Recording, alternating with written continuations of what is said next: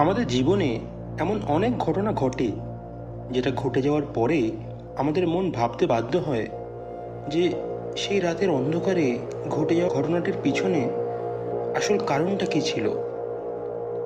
ঠিক এমনই একটা অভিজ্ঞতা আজ আমি আপনাদের বলতে বসেছি। গল্পের শেষে আপনারাই ভেবে দেখবেন এই গল্পটা কোন জনরাতে ফেলা যায়। যাই হোক, গল্পতে আসি। না, গল্প কেন বলছি, এটা তো সত্যি ঘটেছিল আমার সাথে।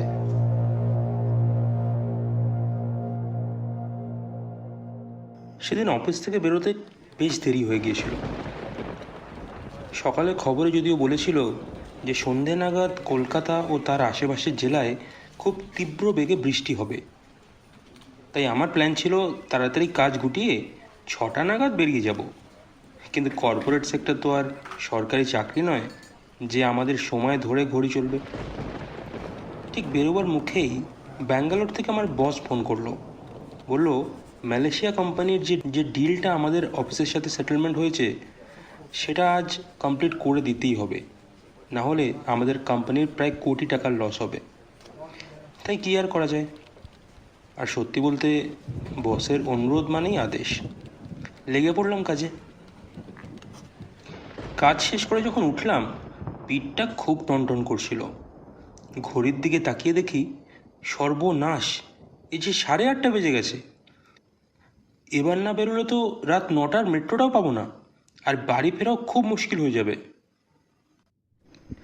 তাড়াহুড়ো করে অফিস থেকে বেরিয়ে গেলাম। মুষলধারে বৃষ্টি পড়ছে। কোনোভাবেই ছাতা খুলে ছুটতে ছুটতে মেট্রো স্টেশনে এলাম। ছাতা থাকা সত্ত্বেও এই বৃষ্টিতে আমার জামার একটা দিক পুরো ভিজে গেল। কী আর করব।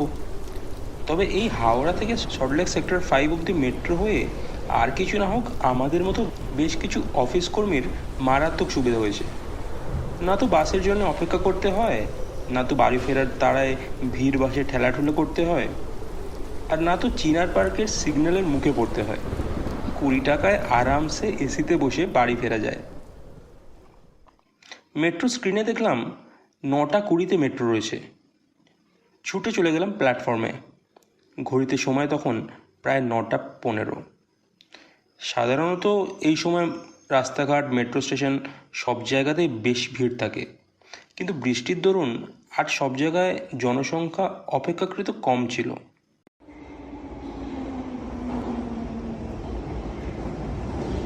5 মিনিটের অপেক্ষার পর মেট্রো এলো, আর আমি এক মুহূর্ত দেরি করে উঠে গেলাম মেট্রোতে। ধারের দিকে সুন্দর একটা সিট বাজেয়াপ্ত করে কানে হেডফোন গুঁজে নিজের পছন্দের গান চালিয়ে দিলাম। উফ, এর থেকে শান্তি বোধ হয় আর কিছুতে হয় না।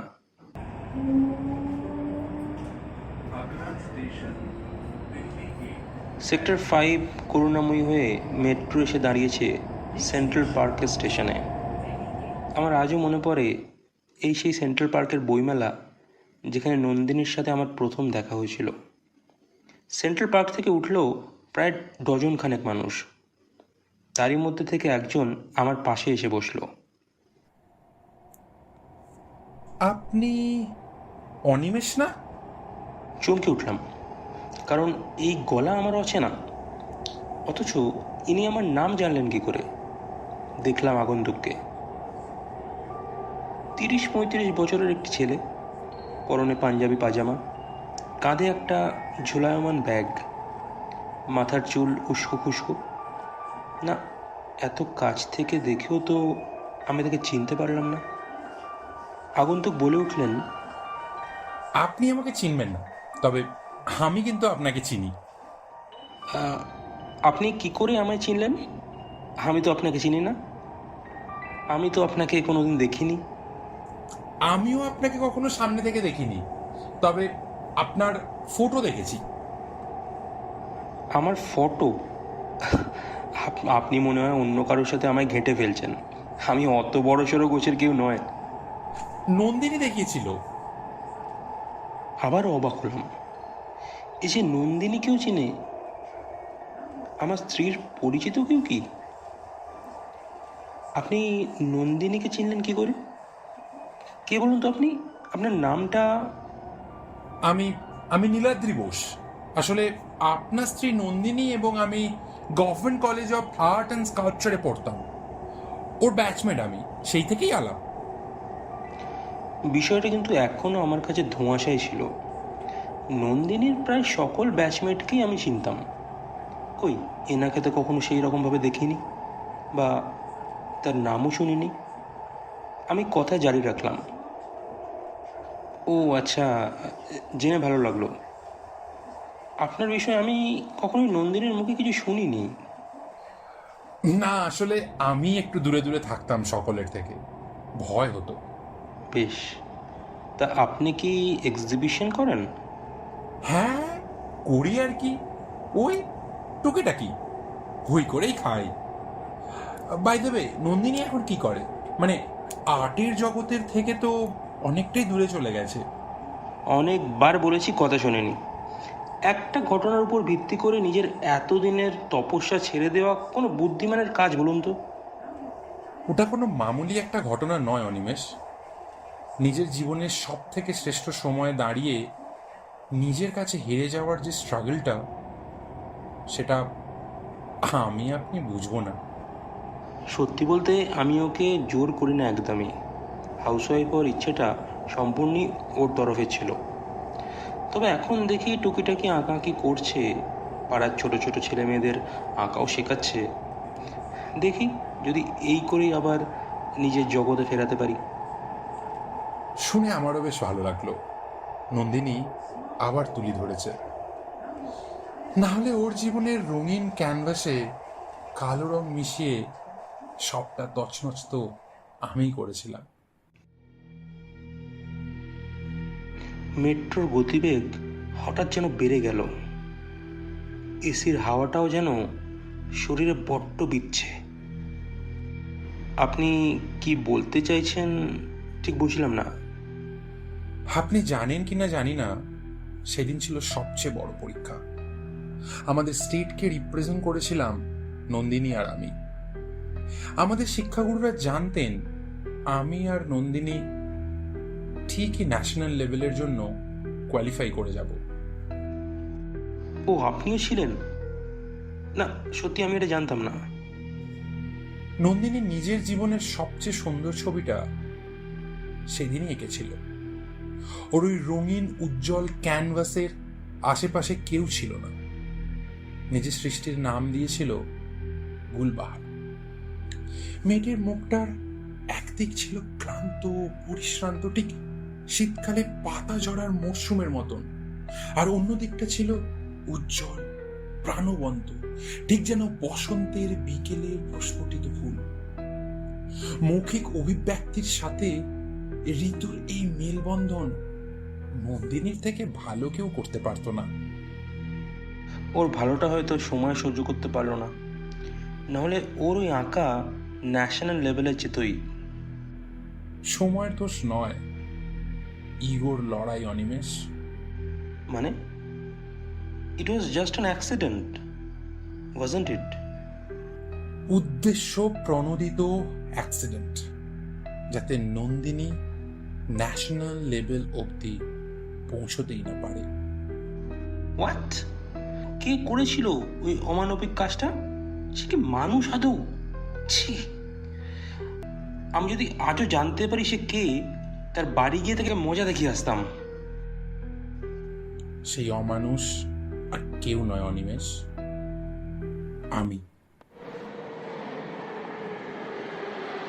চারপাশটা বড্ড শূন্য হয়ে গেছে, শুধু শোনা যাচ্ছে মেট্রোর গতিবেগ। আপনি এবার একটু ঝেড়ে কাশুন তো। ঝেড়ে কাশবো বলেই তো আপনাকে সবটা বলছি অনিমেষ। নন্দিনীর আঁকাটা দেখে আমি টের পেয়েছিলাম ওকে ন্যাশনাল লেভেলে সিলেক্ট করা থেকে কেউ আটকাতে পারবে না। আমি নিজেও সিলেক্ট হতাম, তবে জানেন তো, সেই সেই ভয়টা হলো ন্যাশনাল লেভেলে গিয়ে ওর আর আমার মধ্যে যে কোনো একজনই তো জয়ী হতো। নন্দিনী যেভাবে আঁকাকে নিজের ডিভোশন বানিয়ে নিয়েছিল, তাতে করে ওকে হারানো ছিল মুশকিল। ন্যাশনাল লেভেলে সিলেক্ট হলে নন্দিনীর আত্মবিশ্বাস হয়ে যেত আরো দৃঢ়। ওকে হারানোর স্বপ্নটা আমার সারা জীবন অপূর্ণই রয়ে যেত। কলেজ লাইফে একটি বারের জন্যেও আমি নন্দিনীকে হারাতে পারিনি। তাই আমার মনের পাশবিক দিকটা সেদিন না চাইতেও জেগে উঠেছিল। নন্দিনীর ক্যানভাসের পাশের টেবিলের রং জলের বদলে রেখে দিয়েছিলাম লিকুইড কালো রং। আমি নন্দীকে জেনে বুঝেই এত জোরে ধাক্কা মারি যে নিজের শরীরের ভার সামলাতে না পেরে নন্দিনী ক্যানভাস শুদ্ধ মেঝেতে পড়ে যায়, আর ওই সম্পূর্ণ কালো রঙের বাটিটা ওর ক্যানভাসে পড়ে সবটা খারাপ করে দেয়। সবটা। রাগ হচ্ছিল আমার। এতটা খারাপ কেউ কি করে হতে পারে? একটা মেয়ের স্বপ্নকে পায়ের তলায় ফেলে মাটিতে মিশে দেওয়ায় কি পুরুষত্ব লুকিয়ে আছে? আজ হঠাৎ এগুলো বলছেন? আপনি জানেন, আজ আপনার জন্য আমার নন্দিনী রং তুলে ধরতে গেলেও কেঁদে ওঠে। ও তো আপনার কোনো ক্ষতি করেনি। ক্ষতি? ওই মেয়েটা আমার জীবনে শুধুই প্রাপ্তি এনে দিয়েছে। সেদিন আমি দেখেছিলাম মেঝেতে পড়ে বাকরুদ্ধ হয়ে শুধু দু চোখ বেয়ে জল গড়িয়ে পড়ছিল নন্দিনীর। তারপর থেকে ওকে কোনো দিনও আর্ট কলেজের আশেপাশে দেখিনি। আমি স্টেট লেভেলের উইনার থেকে ন্যাশনাল লেভেলের উইনারও হই। সেই আঁকাটা এঁকে যে সৃষ্টিটা আমি ইচ্ছাকৃতভাবে নষ্ট করেছি, সেইটাই গুলবাহার। যে মেয়েটার আপনি এত বড় ক্ষতি করলেন, সেই মেয়েটারই সৃষ্টি চুরি করে আজ আপনি এত প্রতিষ্ঠিত। আর ওদিকে ওই মেয়েটাকে দেখুন, আজও সাফার করছে। এত ট্যালেন্টেড হয়েও হাউসওয়াইফ হয়ে বেঁচে আছে। আজও প্রতি মুহূর্তে নিজেকে দোষ দেয় ও নিজের চনমনে স্বভাবের জন্য নাকি ও সব হারিয়েছে। নিজের কপালকে দোষারোপ করে যখন ওর বন্ধুদের আঁকার এক্সিবিশন দেখে। আপনি তো একদিক থেকে মেয়েটাকে খুনই করে ফেলেছেন। আমি জানি আমি নন্দিনী যে ক্ষতিটা করেছি সেটা আমি কোনোভাবেই ওকে ফিরিয়ে দিতে পারবো না। তাই কথাটা বলে নিজের কাঁধের ব্যাগটি থেকে একটা ফ্রেম বের করে আমার সামনে রাখে নীলাদ্রি। ফ্রেমে একটি মেয়ে, তার হাতে একটি মেমেন্টো। তবে মেয়েটির মুখটা খানিকটা নন্দিনীর মতো। চারিপাশে কত আলো, কিন্তু নিচটা ততটাই অন্ধকার। আর অনেকগুলো পুরুষালী হাত যা মেয়েটাকে ধরে নিচের দিকে টানছে। এই যে এই ছবিটার নাম দিয়েছি স্বপ্ন উড়ান। উৎসর্গ করেছি আমার পুরনো বন্ধু নন্দিনী রায়ের নামে। অনেক কটা প্রাইজ পেয়েছে এই ছবিটা। এক্সিবিশনে অনেকেই বেশ মোটা অঙ্ক দিয়ে কিনতে চেয়েছিল এই ছবিটা। তবে এটা আপনি নন্দিনীকে দেবেন। হয়তো এটাই আমার পাপ মোচনের শেষ সুযোগ। আপনি নিজের ভুলটা রিয়েলাইজ করেছেন, এই অনেক। আমি দেবো নন্দিনীকে এই ছবিটা। রিয়েলাইজেশনটা অনেকটা দেরিতে হলো অনিমেষ। আমায় এবার যেতে হবে, আর সময় নেই আমার হাতে। আর নন্দিনীকে বলবেন সেদিন যা হয়েছিল তাতে ওর কোনো দোষ নেই। ওর একটাই দোষ ছিল, একটা ভুল মানুষকে বিশ্বাস করা। ও যেন সব ভুলে আবার নিজের আঁকার জগতে ফিরে যায়। ওর মতন একজন ক্রিয়েটিভ মানুষের বড় দরকার। আসি। মেট্রোতে অ্যানাউন্স হলো এটা শিয়ালদা স্টেশন। নীলাদ্রি আর একটিবারও পিছন ফিরে দেখেনি। মুহূর্তের মধ্যে যেন ভিড়ে মিলিয়ে গেল ছেলেটা। মাথায় অনেক প্রশ্ন ঘুরছিল। হঠাৎ এতগুলো বছর পর এই স্বীকারোক্তির কারণটা কি?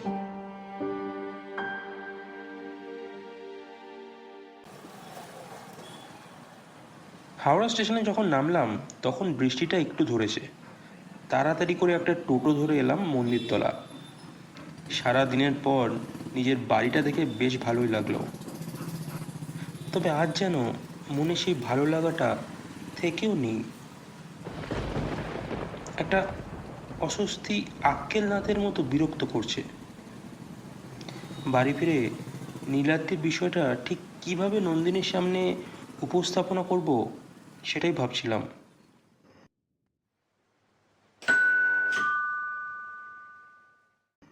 কলিং বেলটা বাজালাম। কয়েক সেকেন্ড ব্যবধানে দরজা খুলল নন্দিনী। ও, এসে গেছো? ভিজে যাওনি তো? না, সে বিশেষ যায়নি। তবে তোমার কি কিছু হয়েছে? রোজের মতো নন্দিনীর মুখে হাসির আমেজটা ছিল না, বরং বেশ উদাস ছিল। তোমার জয়িতাকে মনে আছে অনি? জয়িতা মানে তোমার আর্ট কলেজের? ও ফোন করেছিল আজ। অনেকদিন পর? কি বললো সে? আমাদের আর্ট কলেজে না একটি ছেলেও ছিল, তার সাথে আমার সব সময় প্রতিযোগিতা চলতো। শুনেছিলাম যে কম্পিটিশনটায় আমি এলিমিনেট হয়ে যাই, সেটাইও ন্যাশনাল লেভেলের উইনারও হয়েছিল। আর্টিস্ট হিসাবেও বেশ নামডাক। সবটা যেন কেমন কাকতালীয় মনে হচ্ছে। তাও নিজেকে নিয়ন্ত্রণ করে নন্দিনীকে জিজ্ঞেস করি, হ্যাঁ তো কি হয়েছে? আজ রবীন্দ্র সদন থেকে সেক্টর 5 যাওয়ার মেট্রো স্টেশনে ওর একটা অ্যাক্সিডেন্ট হয়। স্পটেড। গলা শুকিয়ে যাচ্ছিল আমার। তাও জিজ্ঞেস করলাম, নামটা কি জানা যায়? নীলাদ্রি, নীলাদ্রি বোস। তারপরেও নন্দিনী আরও অনেক কিছু বলছিল, তবে আমার কানে বাজছিল ওই একটাই কথা, আমার হাতে আর সময় নেই। আর আমার ব্যাগে পড়ে থাকা নীলাদ্রির শেষ ক্যানভাস, স্বপ্ন উড়ান।